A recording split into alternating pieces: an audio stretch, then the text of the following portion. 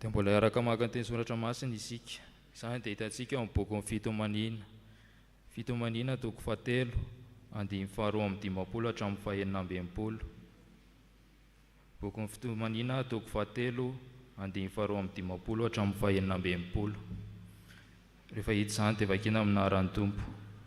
Izay fahavaloko tsy ahoana dia nanenjika ahy mafy, ohatran'ny fanenjika voronkely. Nanjera ahy tao andavaka famorin-drano izy, ka nitady hahafaty ahy sady nitora-bato ahy. Mandifitra ny lohako ny rano, ka dia hoy izao, maty aho ity. Jehovah, niantso ny anaranao tany andavaka lalina indrindra aho, ny feoko dia efa renao. Aza tampenana ny sofinao, raha mitaraina mitady izay mba hiainana kely aho.